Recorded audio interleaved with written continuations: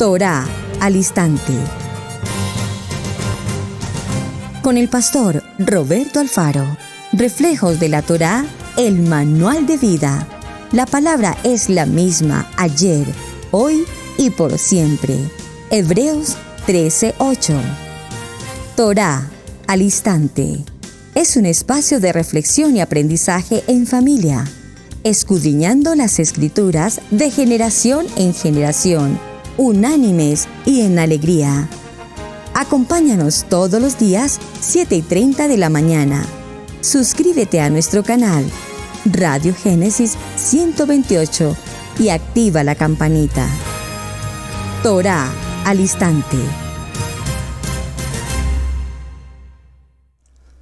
Shalom, mis amados hermanos, bienvenidos a este tiempo especial de Torá al instante. Israel Casa Integral, les saludamos y como siempre les brindamos la mejor y cordial bienvenida. Un saludo muy especial para las personas que nos acompañan por primera vez en este recorrido de semana aquí en la programación de Torá al instante.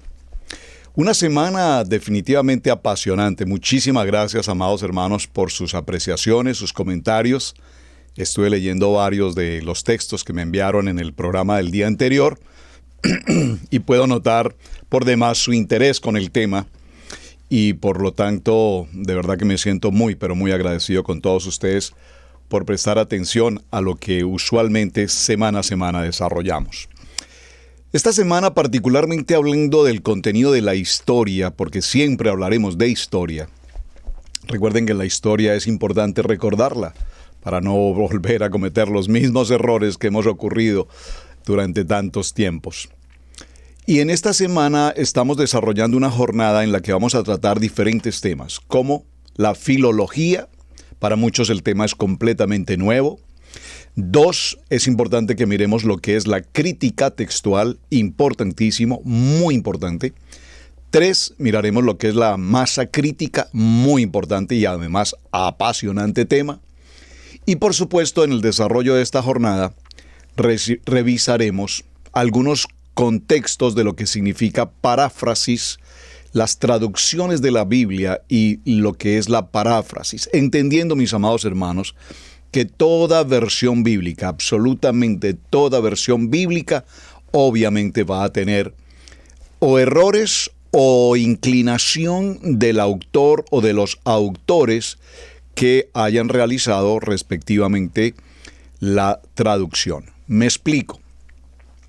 Si la traducción tiene un sentido desde el punto de vista denominacional, entonces los textos bíblicos en su mayoría correspondientes a esa denominación, asimismo estarán inducidos o llevados en la versión bíblica. Si es una versión bíblica, por ejemplo, como algunas de las versiones que tenemos hoy aquí presentes, que son versiones bíblicas que se han conocido como lenguaje Kadosh, entonces, pues nos encontramos como en esta que apenas está, como diría alguien, fresquita, recién llegada aquí a nuestra casa de Israel Casa Integral, Sefer Davar, Aleftá, Torá, Neviín, Ketubín y Brit Hadash. Realmente he estado observando el contenido de esta traducción, me parece extraordinario la manera como evidentemente hicieron traducción de muy buena parte del contenido, tanto en español hacia la parte correspondiente al hebreo. Muy interesante, por una muy buena manera de estudiar y por supuesto de aprender el lenguaje. Obviamente, algunas personas me han escrito y me dicen, bueno, quisiéramos saber qué dice textualmente un texto como Mateo 28:19. En algunas versiones dirá, id y bautizad en el nombre del Padre, del Hijo y del Espíritu Santo. Eso dependerá, repito, de la traducción, del traductor, de la denominación, etc. En esta versión particularmente dice, id y bautizad en mi nombre. ¿De acuerdo? No voy a entrar allí, solo lo estoy mencionando para considerar el tema que estamos desarrollando de semana. Vamos a enfocarnos hoy principalmente, entre hoy y mañana, espero que desarrollemos lo que es la filología y también lo que es el contexto del el aspecto de la masa crítica que me parece tan importante. Vimos ayer en comienzo, en el preámbulo, que la palabra filología viene de la palabra del término filos, que significa amor, querido, y la palabra logos, que significa también articulación, razón. Esta expresión nos determina el amor que podemos tener por el aprendizaje, por el estudio de los textos. La literatura, así como en la argumentación y el razonamiento, ha reflejado una gama de actividades incluidas en el contexto de cada uno de los textos que se pretenden evaluar, analizar o considerar. En un término muy interesante, vemos que en el caso de la lengua inglesa, en el siglo XVI, desde aquel tiempo, se hablaba del amor particularmente a todo lo que tuviese que ver con el género literario. Y esto es muy interesante mencionarlo en la historia, porque obviamente uno de los libros de mayor extensión o edición o publicación en el mundo sabemos que evidentemente es la Biblia. Usualmente se dice el libro más vendido, pero esa expresión como el libro más vendido del mundo, puede ser que ocurra así, que evidentemente sea el libro más vendido en el mundo. Pero no lo veamos desde el punto de vista del comercio, veámoslo desde el punto de vista de que es el libro que mayor alcance ha tenido a las multitudes en todas las naciones, idiomas, que es muy importante para nosotros resaltar que las Biblias están llegando a tantas y a tantas y a tantas culturas y gentes en diferentes lenguajes, idiomas, hacia tantos lugares donde siquiera hoy pudiéramos imaginar que llegase una Biblia. Recuerdo que hace algunos años aquí en la ciudad de Charlotte, somos vecinos de la ciudad de Charlotte, en Carolina del Norte, visitamos un ministerio muy interesante, AAR creo que se llama, no recuerdo exactamente el nombre, pero un ministerio que tiene como propósito en avionetas viajar hasta los sitios más recónditos en América, en Centroamérica, en Suramérica, hasta otros puntos.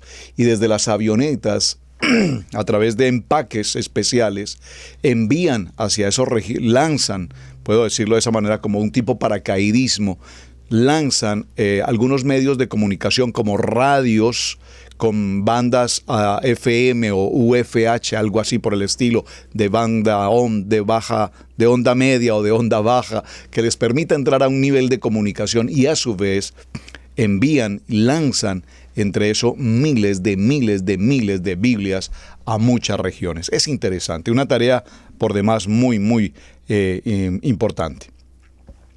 Cuando hablamos un poco de la historia de la filología, se limita a establecer que hay una situación en la que la filología se refiere a lo que es la crítica textual. Sin embargo, estos conceptos de la filología tradicional han ido cambiando a través de la historia y hoy tenemos instituciones y muchas culturas que avanzan profundamente en esta área. Pero el objetivo principal de la filología es el conocimiento más amplio de los textos o de los aspectos de la literatura. Las primeras obras sobre el lenguaje y la literatura fueron realizadas por la gramática de Alejandría y los sofistas de Atenas, que se encargaban de publicar versiones fiables, confiables de las obras literarias, de obras muy importantes. Aristóteles de Bizancio es considerado por muchos autores el precursor de la de la filología. Pareciera muy cercana la palabra, pero son dos expresiones diferentes.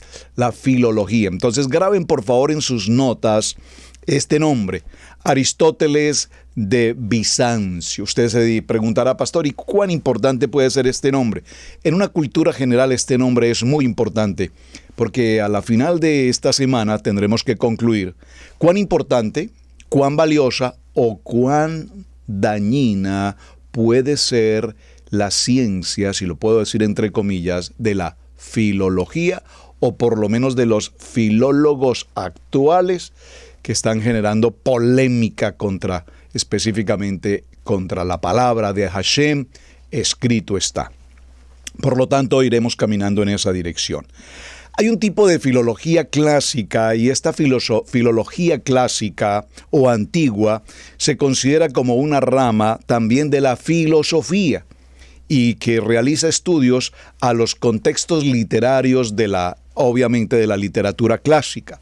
Esta rama fue incorporada a la filología, especialmente en las comunidades griegas y latinas, y se originó particularmente en el tiempo del Renacimiento y surgió de una manera muy importante a la parte correspondiente a la época grecolatina, esas traducciones y versiones de obras literarias de la época grecolatina.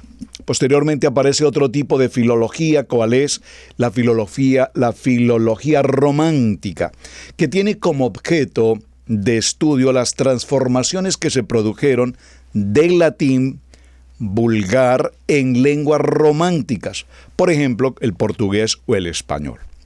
En el siglo XIX, la metodología utilizada por la filología clásica se aplicó a otros idiomas y como consecuencia surgió entonces lo que hoy llamamos la filología romántica, germánica o hispánica. Ahora, hablando de la filología y la lingüística, es importante recordar que la filología y la lingüística tienen el mismo objeto de estudio, es decir, el lenguaje.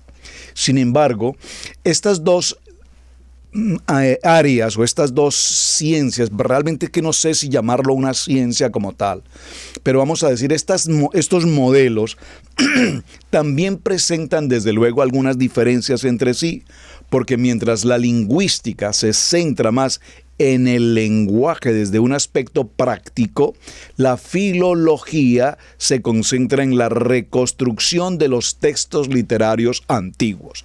Por favor, prestémosle mucha atención y voy a hacer una mención respecto a este punto.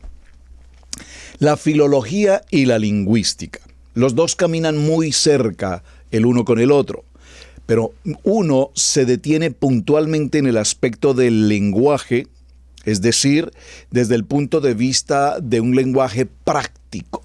Sin embargo, la filología se enfoca un poco más allá y se concentra particularmente en la reconstrucción de los textos literarios más antiguos. Y aquí es donde evidentemente, repito, tenemos que hacer una mención. Porque los filólogos del siglo XXI, hoy están entre nosotros, por supuesto, quiero resaltar, si puedo hacer mención, que son sin lugar a dudas personas extraordinariamente capacitadas en el ámbito cultural, intelectual, en muchas áreas, en antropología, en arqueología, en lingüística, por supuesto, en tantos idiomas, no solamente idiomas desde el punto de vista de nuestros idiomas conocidos recientemente, sino desde el punto de vista de muchas de las lenguas que incluso hoy ya no existen, han desaparecido del contexto lingüístico. Y entonces estos amados hombres y mujeres estudiosos de estas áreas lingüísticas, arqueológicas, antropológicas y demás desde el punto de vista cultural de la historia, procurando hacer un recorrido moderno, nos traen a colación, repito, temas tomados de la Kadosh Torah, de la palabra, de la Biblia, particularmente de los textos del Antiguo Pacto o el Tanaj, y particularmente de la Torah. Y entonces, al hacer esos estudios minuciosos en el sentido lingüístico y en el sentido literario antiguo, pretenden mostrarnos hoy que muchos de los textos bíblicos propiamente no corresponden a lo que escrito está en el tiempo de hoy. Es así, repito, y lo mencioné desde el día de ayer, y voy a mencionar solamente este ejemplo porque es como el más interesante, y de hecho fue el que me motivó precisamente a traer esta semana este tema. En el segundo libro de Timoteo, si usted me acompaña, por favor, hagamos el ejercicio juntos para entender hacia dónde quiero llegar. En el segundo libro de Timoteo, en el capítulo 3 y en el verso 16, segundo libro de Timoteo, capítulo 3, verso 16. Estoy leyendo una versión del Diario Vivir, una versión de estudio bíblico devocional Editorial Caribe. Es un extraordinario texto. Es una Biblia realmente muy, muy, muy bonita. Esta Biblia particularmente me acompaña hace ya muchos años, yo creo que más de 15 años. Y es una Biblia con una estructura muy bien presentada, muy bien desarrollada, en el que se profundiza la parte cultural, la parte histórica de los versículos bíblicos. En esta versión particularmente, dice, como lo vamos a encontrar en Reina Valera y en algunas otras versiones, podríamos hacer el ejercicio con algunas versiones más. Puntualmente, perdónenme, toda la Escritura es inspirada por Adonai y útil para enseñar, para redarguir, para corregir, para instruir en justicia. Este texto, tengo la plena certeza en mi corazón que todos ustedes, amados hermanos, lo han escuchado a lo largo de sus días, a lo largo de su existencia en el compromiso del estudio de la palabra. Y es un texto que, repito, creo que todos incluso aprendemos de memoria desde un primer tiempo. Toda la Escritura es inspirada por Adonai. Toda la Escritura. Sin embargo, como estamos viendo esta historia de la filología y la lingüística, notaremos entonces que los filólogos hoy toman justamente estos textos, lo llevan obviamente al estudio del hebreo, y al llevarlo al estudio del hebreo en el idioma hebreo, entonces nos producen un cambio letal. Por favor, permítanme usar esta expresión tan fuerte, toda vez que al llevarlo al hebreo, nos dicen que en los contextos de la escritura y las traducciones, los textos no podían llevar consigo la palabra toda. Es decir, que ellos interpretan esto como que la escritura es inspirada por Adonai. La escritura, pero hay una diferencia. Por favor, présteme mucha atención, hermano. Voy muy lento porque este tema es muy importante. Perdónenme. Pero quiero que tengamos claridad en esto. Hay una gran diferencia, sustancial por demás, entre que la escritura es inspirada por Adonai y que toda la escritura es inspirada en Adonai. Hay una gran diferencia, es decir, es una connotación delicada a la que debemos prestarle mucha atención. Estoy tomando esta versión bíblica, de hecho creo que es primera o segunda vez que abro esta Biblia. Permítanme observar un momento cómo aparece en esta versión. Esta versión ya trae consigo una gran interpretación o traducción al hebreo. Y aquí me dice, en el verso 16, porque todos los kabat, hablando de los escritos, en hebreo la palabra kabat, los escritos, todos los escritos fueron escritos por el Ruach de Elohim, y son útiles para instruir, para reprensión, para corrección y para guiar el camino de la sedaká, de la justicia. Vean qué interesante. Entonces, mis amados hermanos, no tengo a disposición una versión que leí hace poco en el que la palabra toda había desaparecido en una versión reciente, una versión que solicitó directamente una denominación, pidió que su Biblia fuera traducida y que no trajera consigo la palabra toda. Pero qué experiencia se llevaron este ministerio. Se llevaron la sorpresa que cuando las personas leían, segundo libro de Timoteo, capítulo 3, verso 16, y no encontraban la palabra toda, la gente dijo, no, esta Biblia no, esta Biblia no, esta Biblia no. Y la Biblia, pues, sencillamente fue rechazada.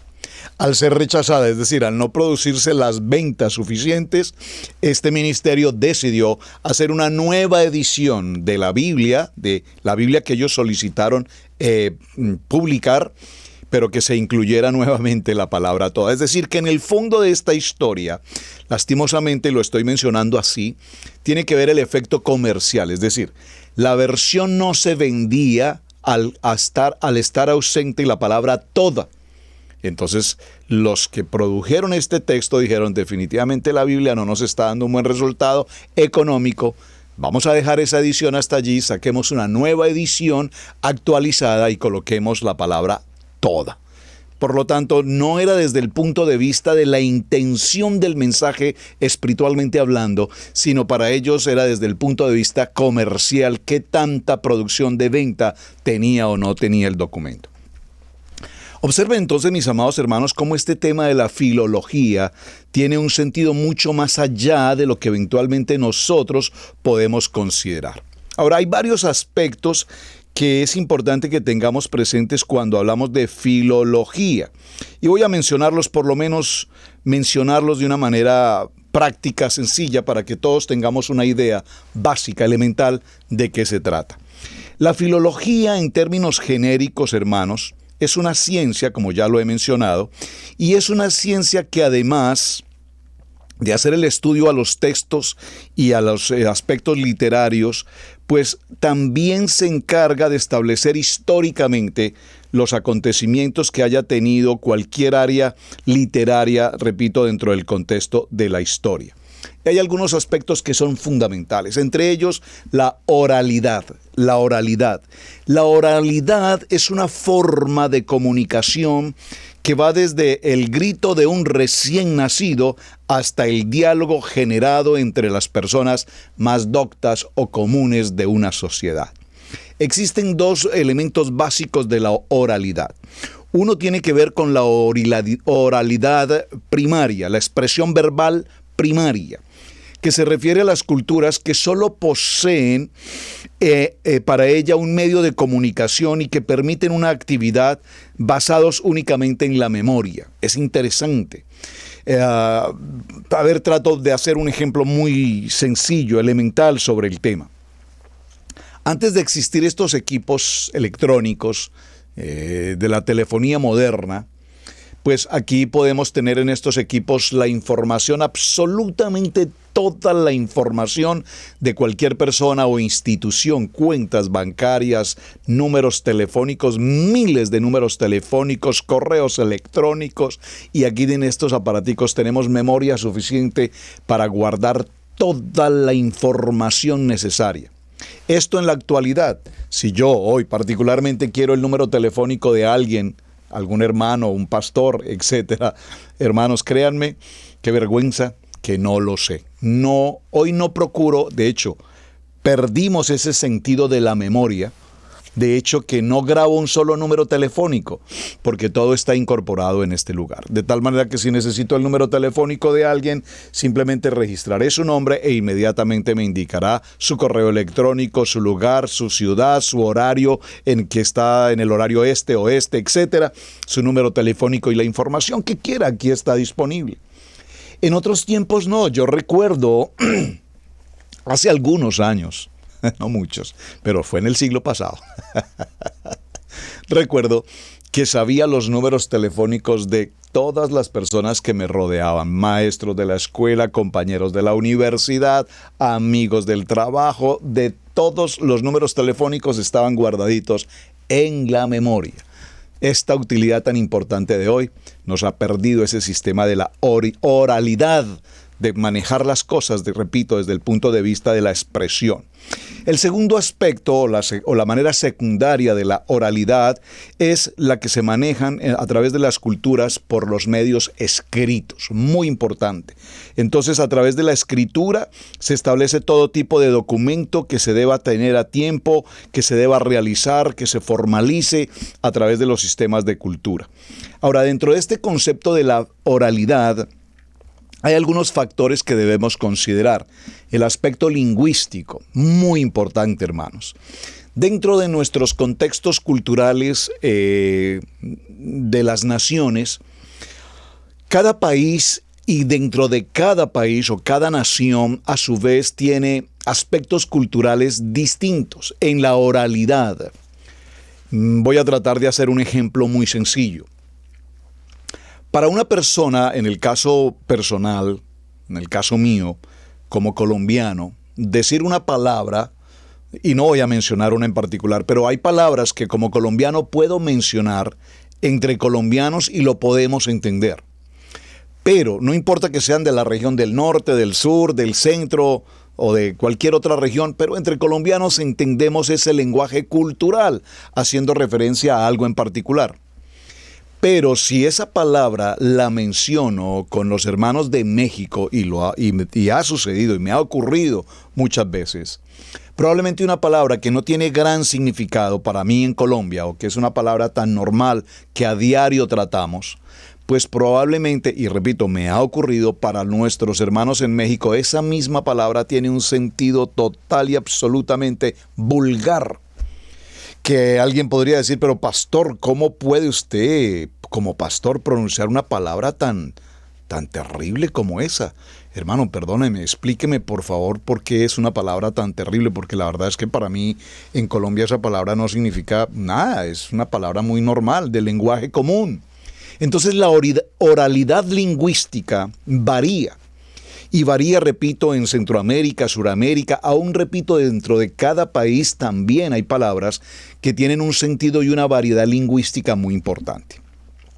Hay algunos aspectos que son extralingüísticos, es decir, cuando se maneja la entonación, la cadencia, la rapidez, el ritmo, las pausas, el volumen de la voz, la entonación, acompañados a su vez de la expresión visual, del movimiento de manos, de la expresión facial o de la expresión corporal.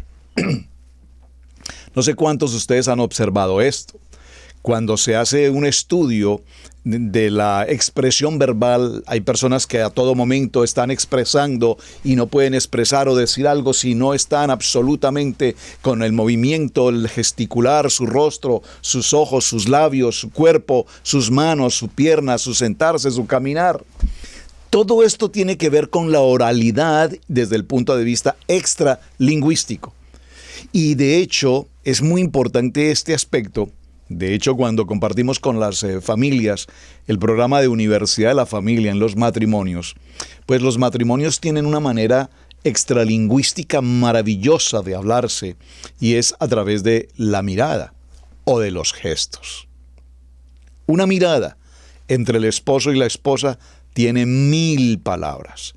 Y cuando una pareja matrimonial está conectada a través de una sola mirada, se dicen absolutamente la circunstancia. Están en una visita, por ejemplo, y ya es tiempo de salir. Solo basta con que mire a la otra persona y la otra persona ya entendió que es tiempo de salir, que no podemos demorarnos más. O si está tratando algún tema, basta una mirada para con esa mirada estarle diciendo, por favor, no hables de eso. No es el momento ni el lugar. Eso pasa entre los matrimonios. Es una expresión oral o la oralidad desde el punto de vista gesticular, desde el punto de vista visual, desde el punto de vista facial. Y basta una pequeña mirada, una pequeña sonrisa. Basta que los ojos medio parpadeen y esa comunicación cumple un efecto. Hay otro tipo de oralidad que es la oralidad discursiva, es decir, cuando se habla, se construye, se entrega una información amplia, detallada, constructiva, de redacción expositiva o argumentando narrativas y conversaciones que tienen un gran contenido. Esto es muy interesante, de hecho en la iglesia lo vemos con frecuencia cuando las personas se les dice o alguien dice, pastor, yo quiero compartir un testimonio de algo grandioso que ocurrió con nosotros en familia esta semana.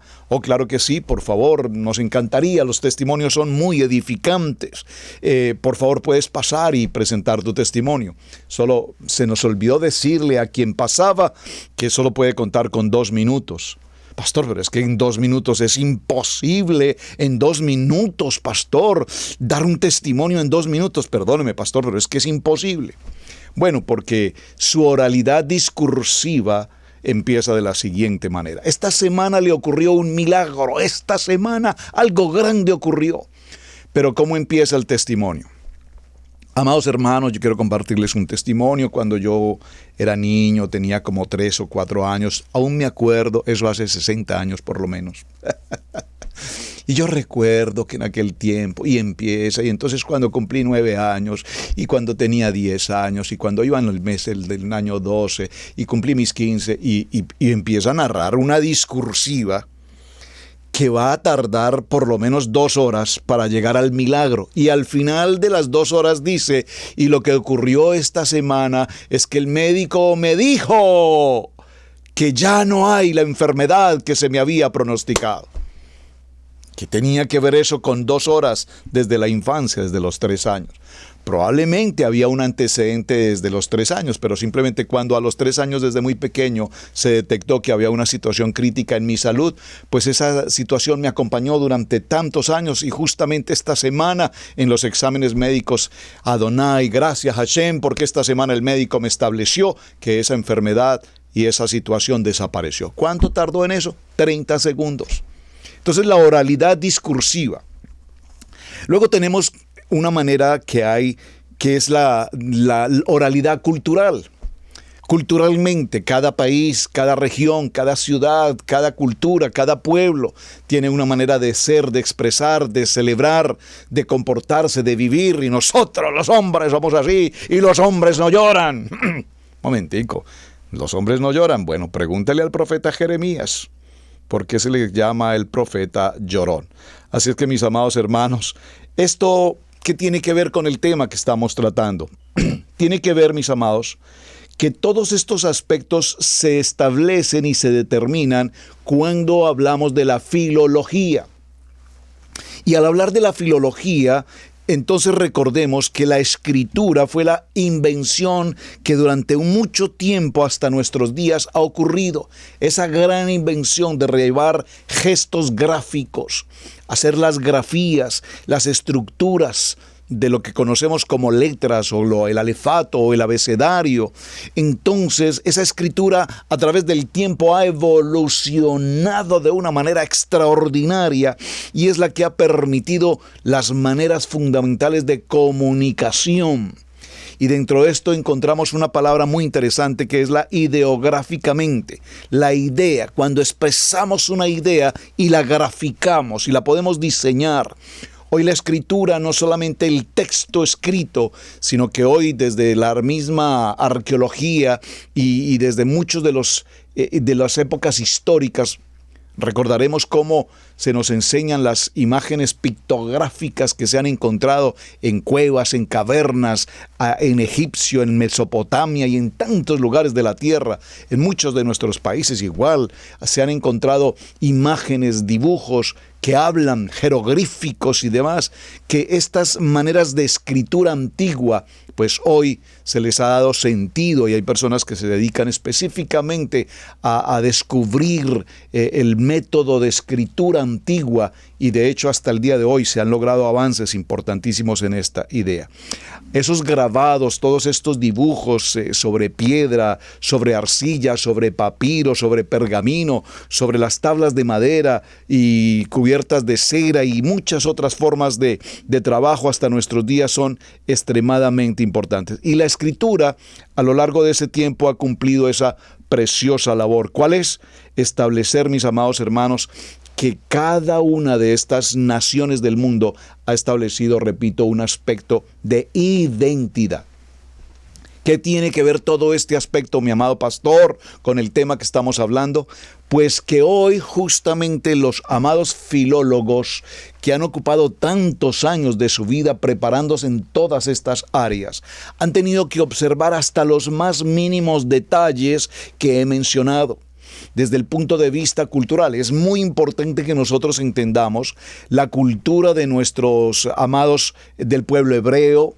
Cuando nosotros leemos los textos bíblicos y mencionamos a Abraham, a Isaac, a Jacob, y mencionamos todo el proceso, Noah, y vemos todo el proceso posterior, y el pueblo de Israel ahora viviendo en una cultura que no es su cultura, en un idioma que no es su idioma, vemos entonces cómo aparece la identidad extraordinaria de la vida de José, viviendo en Egipto, el virrey de Egipto, la autoridad, y cómo aprendió José el lenguaje egipcio, cómo aprendió su cultura, su manera de vestir, su idiosincrasia, cómo se establece un hebreo en Egipto y toma el control y la autoridad de la administración económica, jerárquica, jurídica, porque él tenía toda la autoridad de parte de el faraón. De hecho, es José ese faraón en segundo lugar, pero con toda la autoridad. Sin embargo, la Biblia nos narra con mucha precisión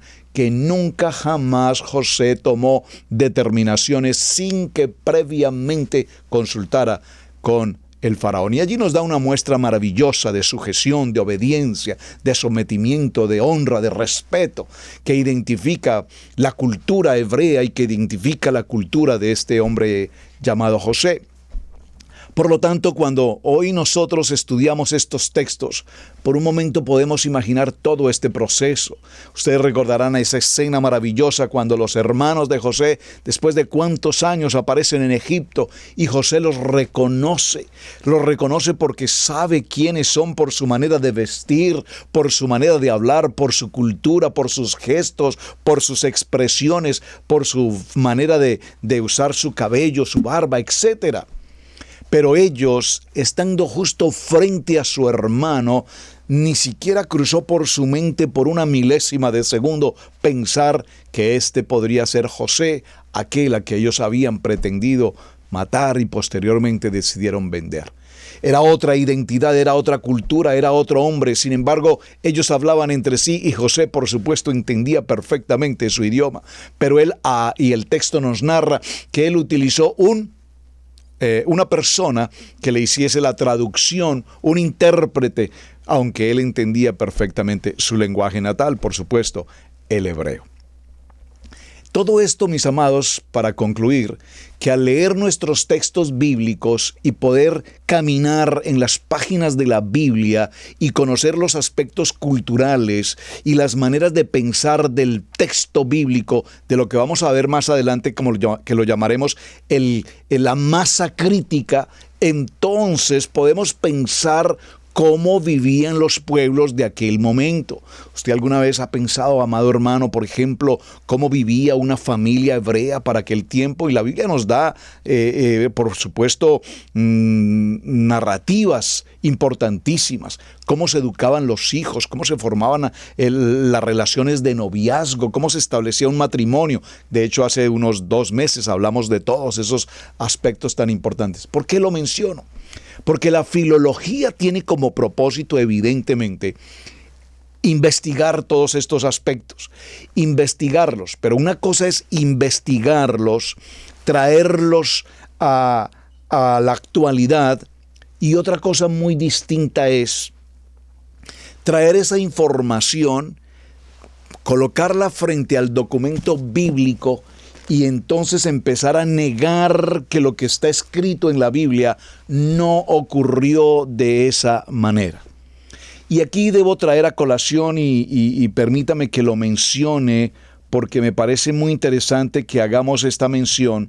Uno de los textos más comunes hoy en el siglo XXI, para estos días justamente, que mayor ataque ha tenido por parte de los filólogos, es entender que cuando la Biblia nos habla de la amistad entre David y Jonathan, cuando se habla de esa amistad y de ese amor mutuo, y yo entiendo aquí ese amor mutuo como el amor de las personas y de los hermanos en la fe. Yo hablo con pastores y hombres, varones, kadosh, y puedo decirle con mi corazón a un amado hermano pastor o a un amado hermano miembro de nuestra congregación o de la casa de Israel en las naciones, te amo. Y no lo estoy diciendo en un sentido distinto al sentido espiritual que la palabra como tal corresponde. Y esto lo hemos practicado con mucha frecuencia, y apenas hoy justamente estaba hablando con un querido hermano de otro país y me decía: pastor, ¿sabe cuánto le amo? Y yo le decía: hermano, te correspondo, te amo, igualmente te amo. Y aquí no podemos tomar esta expresión espiritual de fe, de emuná, de honra y de respeto como una tendencia totalmente distinta. Espero que me estén entendiendo. ¿A qué me refiero, hermanos? ¿Y por qué lo menciono? Porque entonces estos señores filólogos han tomado la expresión de la amistad afectiva profunda entre Jonathan y David para llevarlo a un contexto crítico y mencionar de su vida homosexual. Por favor, hermanos, por favor. Igualmente, a propósito lo voy a mencionar porque vi la escena en estos días en YouTube y me cuestionó inmediatamente el punto. Sabemos, mis amados hermanos, que el libro Cantar de los Cantares, ese precioso libro Cantar de los Cantares, pues es un libro que evidentemente habla del aspecto del amor. Y habla del aspecto del amor en el sentido propio de la intimidad de la pareja. Y cuando habla del sentido propio de la intimidad de la pareja, pues lo habla en un sentido totalmente bíblico, en un sentido totalmente espiritual. Y si yo leo Cantar de los Cantares, bueno, déjenme decirles, cuando hicimos el programa del canon bíblico, espero que ustedes lo hayan visto. Si no lo han visto, por favor, aquí en Israel Casa Integral o en Radio Génesis 128, busque el programa El Canon Bíblico. Allí hablamos de los libros que clasificaron dentro del concilio para que formaran parte de la Biblia y a cuales se les desclasificó y que no podrían ser parte de la Biblia. Dentro de ellos mencionamos, si ustedes recuerdan, dos que eran muy interesantes. El libro Cantar de los Cantares estuvo por fuera de los libros seleccionados. Se consideraba que no era un libro apto para estar a la luz del Ruach HaKodesh en la palabra. Igualmente el libro de Revelaciones o Apocalipsis, Hitgalut, los hombres de aquel tiempo en ese concilio, quienes según su pensamiento filológico o su pensamiento filosófico y su crítica textual, consideraron que el libro de Apocalipsis era un libro con tantas barbaridades que no podían caber en el pensamiento humano y se determinó que ese libro quedase por fuera.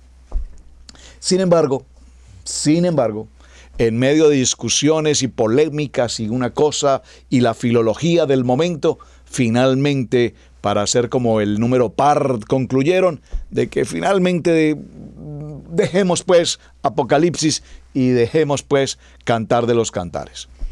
Y el libro Cantar de los Cantares, yo no sé con qué mente tú puedes leer Cantar de los Cantares, a ese poema del amor tan extraordinario. Pero esta semana apareció la publicación en internet del libro Cantar de los Cantares con un mensaje filológico subjetivo, muy subjetivo, diciendo: libro Cantar de los Cantares, solo para adultos, XXX, y con la imagen de una mujer con su dorso desnudo. Por favor, hermanos, por favor, ¿cómo podemos permitir que la Kadosh Torah, inspirada toda por Adonai y escrita por estos hombres que fueron llamados, seleccionados? Yo no estoy diciendo hombres perfectos, por favor, porque perfecto nuestro amado Adonai, amado Yeshua, amén. Todos buscamos la perfección, cada día buscamos mejorar nuestra manera de pensar, nuestra manera de vivir. Estamos en ese proceso, cada día tenemos que ser mejor y buscar ser la kadoshidad y buscar ser hombres kadosh, claro que sí. Pero pues cometemos errores en hablar, errores en pensar, errores en hacer. Pero estamos pasando por un proceso. Gloria a Hashem, nos dejó establecido Levítico 23 y nos dio la oportunidad de pasar por el tiempo de Pesaj, nos dio la oportunidad de pasar por los tiempos de Yom Kippur, nos dio la oportunidad de entrar al arrepentimiento, al tikkun, todo esto, para pues pasar por los procesos de purificación y mejorar. Entonces, en ese orden de ideas, amados hermanos, este concepto de la filología trae consigo cómo el texto crítico, la parte crítica hoy, llega al punto de relacionar ciertos contextos bíblicos con escenas de género, como la que acabo de mencionar, hablando de la homosexualidad o hablando del aspecto de la pornografía y la morbosidad del libro Cantar de los Cantares, que no tiene ninguna presentación, que lo pensemos desde ese punto de vista como el filólogo lo quiere mostrar. Entonces, esto dependerá obviamente de tu madurez, dependerá también de tu carácter kadosh, dependerá de la relación de fe y de emuná que tengas para con al Padre, y entonces podrás manejar con la prudencia obvia, el respeto y la honra que nuestra Kadosh Torah amerita. Así que, mis amados, vamos un momento a una pequeña pausa y ya regresamos.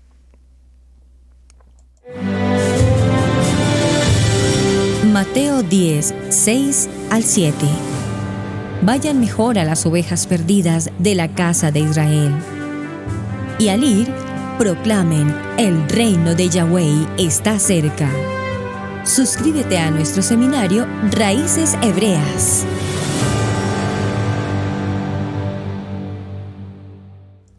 Bueno, mis amados, por favor suscríbanse a nuestro seminario de la palabra gratuitamente para todos ustedes. Por favor, simplemente visítenos en Israel Casa Integral, envíenos su información para registrar su nombre e inmediatamente poder participar de los módulos de preparación en la Torá absolutamente sin ningún costo.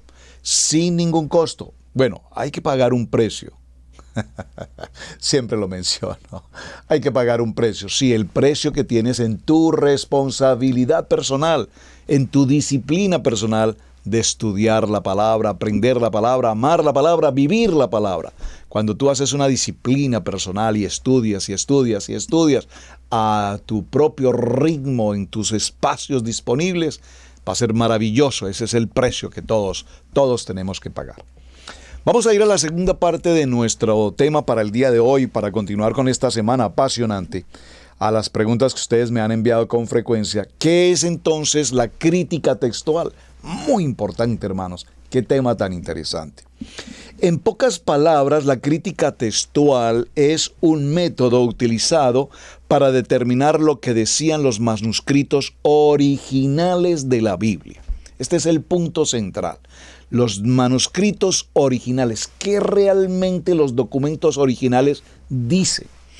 ¿Qué ha pasado con muchos de estos textos, como los que se encuentran allí en el Museo del Libro en Israel? Tuvimos la oportunidad de entrevistar a su director, al doctor Royman, y él nos mencionaba con detalle la importancia de los rollos, la antigüedad de los rollos, y a su vez nos indicaba cómo los restauradores y los encargados del cuidado, bueno, ¿cómo se llama? Se me escapó la palabra, el guardador, el curador de los rollos del Mar Muerto en el Museo del Libro en Israel, pues han tenido que trabajar con tanta pulcritud y de manera muy fina en el desarrollo, en el cuidado, y muchos de estos textos pues no están completos. Entonces han tenido que formar, si puedo decirlo, una especie de rompecabezas para armar textos. Entonces, ¿cómo la crítica textual utiliza métodos que permitan establecer, repito, los documentos originales? Los manuscritos originales de la Biblia, recordemos que están perdidos, ocultos o sencillamente ya no existen. Entonces lo que tenemos hasta nuestros días son decenas de miles de copias de manuscritos originales de lo que es el Brit Hadasha o el Pacto Renovado, que datan desde el siglo I hasta el siglo XV después de Mashiach. Al igual que se encuentran algunas copias del Antiguo Testamento o el Tanaj, que datan desde el siglo IV antes de Mashiach hasta el siglo XV después de Mashiach. Y en estos manuscritos, por favor, hay bastantes pequeñas diferencias y algunas que son relativamente importantes y considerables. Así es que la crítica textual, repito, es el estudio de los manuscritos en un esfuerzo muy importante por determinar cuál fue realmente el texto original. Hermanos, observen, y si usted está atento al programa, espero que esté prestando mucha atención, porque ya estamos entrando, como diría la pastora Pili dice con frecuencia, estamos entrando a terreno apache. Y en el terreno apache tenemos que estar muy apercibidos de lo que estamos considerando. Voy a tratar de refrescar lo que ya mencionamos desde el principio de la filología y el contexto de la crítica textual. Observen esto. ¿Cuál es el fundamento de la filología? Tomar el aspecto lingüístico, cultural, hacer una evaluación a su origen, a su original, y entonces establecer a través de la filología si el documento relativamente, como está escrito hoy, es verdadero. Es la misma función que tiene la crítica textual, es decir, tomar estos manuscritos, de los cuales, repito, hoy tenemos miles de copias y están comprendidas dentro de varios siglos después de Mashiach, para determinar cuál fue realmente el texto original. Para determinar cuál fue el texto original. Por lo tanto, aquí cabe otra pequeña frase que dice, pille el detalle. Porque mientras no tengamos los originales, entonces no podemos conocer la esencia, verdad verdadera de algunos textos. Por lo tanto, para mi ejemplo, el que tomamos con Timoteo, segundo libro de Timoteo, capítulo 3, verso 16, la palabra toda está así en nuestros textos escrita hoy y como tal de esa manera la asumimos. Seguramente si encontrásemos el documento original y estableciera algo diferente tendríamos que considerarlo. Pero no porque un estudio filológico, gramatical, lingüístico o cultural de la época nos lleve a cambiar la esencia y la expectativa, o mejor el concepto bíblico, no lo podemos hacer. Por eso ayer, mis amados hermanos, presenté de manera muy ligera, y no voy a profundizar allí, sobre lo que es una Biblia paráfrasis. Porque una Biblia paráfrasis, evidentemente lo concluimos de una manera muy sencilla, es tomar un documento, un texto, un verso, un pasuk, y a su vez darle una interpretación lingüística, cultural del lenguaje en el que pretendamos mostrar el texto bíblico a nuestra expresión, pero que no podemos permitir que mi expresión cultural pierda la esencia del verso correspondiente. A ver si puedo dar un ejemplo. Apocalipsis capítulo 3, verso 20. He aquí yo estoy a la puerta y llamo. Si alguno abre la puerta, entraré, cenaré con él y él conmigo. He aquí que yo estoy a la puerta y llamo. Muy bien. Si yo trato de parafrasear este texto, hacer una paráfrasis del texto para una persona que estoy enseñando, que estoy compartiendo, como Felipe cuando enseñó al etíope y le reveló la importancia de sumergirse en el agua. Recuerdan, para el bautismo, para la tevilá, para la mitbet, para la purificación. Entonces, mis amados hermanos, yo podría decir algo así como, mira, mi amado hermano, tú sabes que Yeshua está atento a venir a tu casa y Él es un caballero. Él es tan correctamente íntegro que Él no va a entrar a tu casa a menos que tú le permitas pasar. Por lo tanto, Él siempre primero llamará a la puerta. Y si tú abres la puerta y le permites pasar y permites compartir con Él, entonces tú vas a cenar con Él y Él cenará contigo. Y yo puedo darle una paráfrasis sin que se pierda el sentido estricto del verso, porque también puedo hacer de la paráfrasis un caos y decir, bueno, si tú no quieres recibir a Machía, pues él quiere recibir, él quiere entrar contigo, pero si tú no lo quieres hacer, pues entonces la Biblia dice, pues si tú no lo quieres recibir, ese es tu problema, dejémoslo así. Esa paráfrasis no está muy bien. Entonces las Biblias de paráfrasis tienen una redacción con un lenguaje seguramente muy actual, muy contemporáneo, muy de la región, muy de la cultura de cada país. Pero lo importante es que no pierda la esencia propia, repito, del sentido bíblico. Ahora, existen tres métodos principales para la crítica textual. No sé si alcanzamos a ver por lo menos uno o dos. El primero es el tectus receptus. Esta palabra estoy seguro que usted la ha escuchado en varias ocasiones. El tectus receptus o texto recibido. El Textus Receptus fue un manuscrito de la Biblia que fue compilado por un hombre llamado Erasmo en el año 1500 después de Mashiach. Por favor, recordemos que 1500 años después de Mashiach aparece ese Textus Receptus. Muy importante que lo tengas presente, es decir, no teníamos un documento más cercano, más hacia el principio de la verdadera historia. Y este hombre, Erasmo, Él tomó el número limitado de manuscritos a los que tenía acceso y los compiló en lo que eventualmente se llegó a conocer hasta nuestros días como el Textus Receptus. Téngalo muy presente, mi amado hermano. Si alguna vez usted escucha esta frase o alguien le pregunta, hermano, ¿usted me puede ayudar? ¿Qué es eso del Textus Receptus? Entonces usted ya es un hombre, una persona que conoce de la crítica textual. Usted ya está informado gracias al participar de un tiempo de Torá al instante. Alguna vez escuché al pastor Alfaro mencionando esto.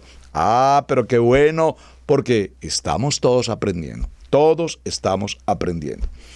Este Textus Receptus, el primer, repito, documento que copila los textos después de 1500 años. El segundo método conocido en la crítica textual es conocido como el texto mayoritario. El texto mayoritario toma todos los manuscritos que están disponibles hasta el día de hoy y compara las diferencias y elige el texto correcto más apropiado con base en el texto que más se repite. Muy importante, muy importante. Por ejemplo, si 748 manuscritos dicen, él dijo, y 1429 manuscritos dicen, ellos dijeron, el texto mayoritario escogerá la frase ellos dijeron como el texto original más creíble. No hay importantes traducciones de la Biblia que se basen realmente en los textos mayoritarios. El tercer texto, y creo que me quedan apenas 2 minutos, es conocido como el método crítico, eclético. El método eclético implica considerar las evidencias internas y externas para determinar el texto original más creíble. La evidencia externa nos lleva a hacernos preguntas como ¿en cuántos manuscritos aparece el texto? ¿Cuáles son las fechas en las que se redactaron dichos manuscritos? ¿En qué región del mundo se encontraron estos manuscritos? Y la evidencia nos lleva a hacer otro tipo de preguntas que podía haber causado estos textos o las diferencias entre estos textos. ¿Cuál lectura quizás puede explicar el origen verdadero de los textos? Así es que, ¿cuál es el método más exacto? Ahí es donde comienza, mis amados hermanos, este debate. ¿Cuál es el método de la crítica textual más importante? Vamos a dejarlo hasta este punto. Continuaremos el día de mañana. No te pierdas a esta misma hora y por este mismo canal la continuación de este apasionante tema de la crítica contextual y la filología. Interesante, ¿verdad? Bueno, mis amados, muchísimas gracias por acompañarnos. Su hermano Pastor Roberto Alfaro les saludo. Gracias por estar atentos. Gracias por estar atentos. Sé que estos temas, aunque el tiempo no nos ayuda mucho para poderlos profundizar, pero estoy completamente seguro que está dejando una semilla en sus corazones. Y usted, como un hombre disciplinado, una mujer de estudio bíblico, va a profundizar. Y por favor, si usted decide profundizar sobre los temas, que me parece importante que lo haga, sea muy cuidadoso, muy selectivo, muy prudente. Como dice la palabra, retened lo bueno y desechad lo malo, porque nos encontramos con cada cosa y de eso es de lo que estamos tratando esta semana. Necesitamos verificar con un filtro de legitimidad, con un filtro de el Ruach HaKodesh, qué es lo que realmente estamos estudiando, que corresponda legítimamente a la verdad verdadera de nuestro amado Yeshua HaMashiach. Yo soy el camino, la verdad y la vida, dice la palabra. Mis amados, hasta el día de mañana continuaremos con el tema. Muchísimas gracias por acompañarnos, gracias por sus mensajes y les veremos hasta el siguiente día. Shalom para todos, Boker Tov, muchas gracias.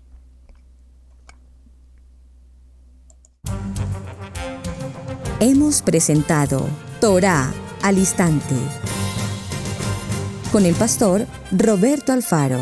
Para nosotros es un privilegio poder servirles. Contáctanos a nuestro correo electrónico radiogénesis128@gmail.com.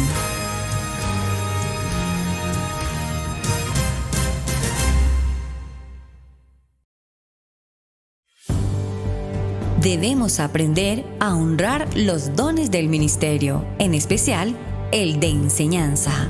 Yeshua dijo en Lucas 6:38, «Dad y se os dará, medida buena, apretada, remecida y rebosando darán en vuestro regazo, porque con la misma medida con que medís os volverán a medir». Si Radio Génesis 128 ha sido de enseñanza y bendición en tu vida, te invitamos a bendecirlo a través de las plataformas PayPal, Zelle, Square Cash, que están en nuestro portal www.radiogenesis128.com.